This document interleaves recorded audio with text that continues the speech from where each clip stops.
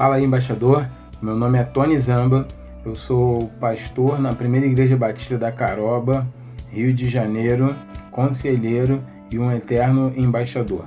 Para mim é um grande privilégio poder participar desse projeto Devocionais da Quarentena, idealizado pelo Departamento Estadual de Embaixadores do Rei de Goiás.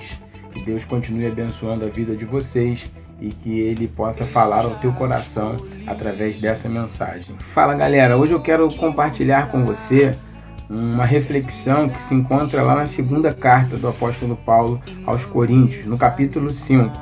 Mas pode ficar despreocupado que nós não iremos falar sobre a divisa dos embaixadores do rei.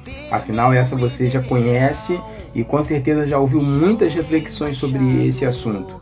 Nós queremos, à luz do capítulo de número 5, pensar no porquê que o apóstolo Paulo considerava um motivo de grande privilégio ser chamado embaixador de Cristo. E lá no capítulo 5, no versículo 1, 10, 14 e 15, talvez a gente consiga encontrar respostas para essa pergunta. No versículo 1 ele diz: sabemos que se a nossa casa terrestre deste tabernáculo se desfizer, temos da parte de Deus um edifício, casa não feita por mãos, eterna e nos céus. E no versículo 10, porque importa que todos nós compareçamos perante o tribunal de Cristo, para que cada um receba segundo o bem ou o mal que tiver feito por meio do seu corpo. E por último, no versículo 14 e 15, ele nos fala: pois o amor de Cristo nos constrange, julgando nós isto, um morreu por todos, logo todos morreram. E ele morreu por todos, para que os que vivem não vivam mais para si mesmos, mas para aquele que por eles morreu e ressuscitou.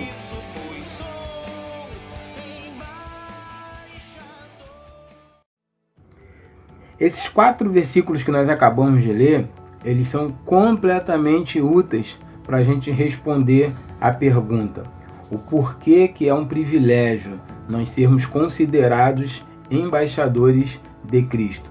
Eu gostaria de, à luz desses 4 versículos, compartilhar com você 3 motivos pelo qual eu sou o embaixador do Rei. E é claro que esses motivos eles não vêm de mim, mas eles vêm da palavra de Deus. E quando eu olhei e compreendi as motivações que levavam o apóstolo Paulo a ser aquilo que ele foi para a igreja do primeiro século cristão, eu logo me identifiquei com essas verdades e eu tenho carregado essas motivações no meu coração. O primeiro motivo, ele está lá no versículo de número 1, quando nós olhamos o apóstolo Paulo escrevendo que ainda que a nossa casa terrestre, esse tabernáculo físico humano, ele se desfizer, nós temos separado para nós um edifício, uma casa que não é feita por mãos de homens, mas é uma casa eterna, é uma casa nos céus. Quando eu olho para esse versículo, eu percebo que a primeira motivação que deve nos impulsionar a ser o embaixador do Rei é a certeza de que um dia tudo aquilo que nós vivemos aqui irá passar e nós teremos uma casa, um lar celestial reservado para nós. O embaixador é aquele que representa o governo em outro país, e o embaixador do Rei é aquele que representa Jesus Cristo aqui na terra. Nós estamos nessa terra de passagem e logo logo nós iremos encontrar com o nosso Senhor, com o nosso Rei, com o nosso Deus. Jamais se esqueça disso. Lembre-se que existe uma mansão celestial te esperando e isso deve ser motivo para você se alegrar. Nesse período de pandemia, muitos embaixadores, muitas pessoas talvez já estejam sofrendo por conta do luto, porque perderam pessoas queridas. Mas lembre-se também que aqueles que morrem com Cristo encontram descanso. E talvez nesse momento, pessoas que lutaram a vida inteira e tiveram oportunidade de durante todo esse tempo representar o Senhor, agora já estão em um lugar onde não há mais choro, onde não há mais dor, onde não há mais doenças, onde não há mais corrupção. Essa deve ser a nossa maior esperança, de que um dia nós iremos deixar toda essa esfera humana, terrena e corruptível para nos encontrar com o Senhor. A segunda motivação que eu gostaria de compartilhar com você se encontra no versículo de número 10, quando ele diz: porque importa que todos nós compareçamos perante o tribunal de Cristo. A palavra tribunal aqui é a palavra bema, e bema era um tribunal na época antiga, onde as pessoas se apresentavam para poder experimentar um julgamento. Paulo está dizendo que uma das coisas que motiva ele a ser apóstolo aos gentios, uma coisa que motiva ele a continuar o seu ministério de embaixador do rei, era a certeza de que um dia ele se apresentaria não diante dos homens, mas diante do Senhor para ser julgado por tudo aquilo que ele fez e por tudo aquilo que ele deixou de fazer. Isso também me motiva a continuar a minha missão, a certeza que um dia eu irei me apresentar diante do Senhor e ele irá me julgar pelas coisas que eu fiz ou pelas coisas que eu deixei de fazer. O Senhor irá me julgar pelo compromisso que eu firmei quando embaixador e por cada parte que eu cumpri ou que eu deixei de cumprir. Nós devemos ser motivados a continuar a nossa missão, porque nós sabemos que mais cedo ou mais tarde nós iremos nos apresentar diante de Deus.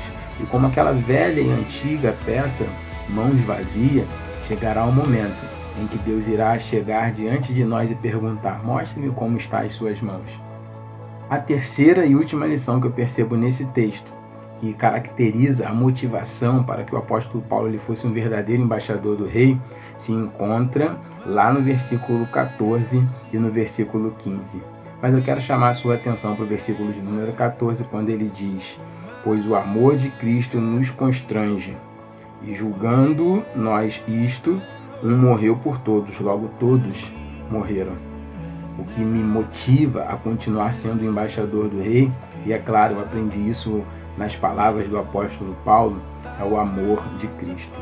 Olhar e ver a forma com que ele me amou, olhar e ver a forma com que ele se entregou por mim, me deixa constrangido.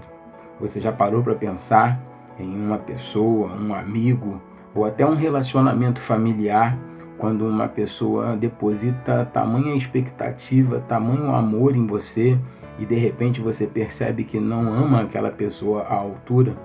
Eu, particularmente, todas as vezes que identifico essas coisas, fico constrangido em saber que tem alguém que sempre lembra do meu aniversário e eu sempre esqueço do dela, em saber que alguém sempre se preocupa em me dar um presente e eu nem sempre estou preocupado em agradá-lo.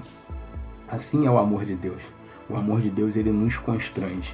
E eu a todo momento continuo a minha missão, continuo firme, seguindo o privilégio de ser embaixador do rei, porque eu sou constrangido em saber que existe um Deus que me ama tanto, mesmo com as minhas imperfeições. Então, agora que você entendeu 2 Coríntios capítulo 5, que você jamais possa ter dúvida do seu chamado, jamais possa ter dúvida que servir a Cristo é um grande privilégio. E quando você se perguntar por que eu sirvo ao Senhor Jesus como um embaixador do Rei, lembre-se, primeiro, porque um dia tudo isso vai passar, nós teremos uma mansão celestial nos esperando. Segundo, porque um dia nós iremos nos apresentar para o nosso Rei, para o nosso Senhor, e seremos julgados por aquilo que nós fizemos ou deixamos de fazer. E em terceiro lugar, porque o amor de Deus, ele nos constrange. Como pode alguém se entregar por um homem tão pecador como eu? Que essas motivações, elas fiquem guardadas para sempre no teu coração, e que você entenda que uma vez embaixador, sempre embaixador do Rei. Que Deus te abençoe com essa palavra e muito obrigado por essa oportunidade de estar ainda aqui virtualmente com vocês. Um abraço e até a próxima.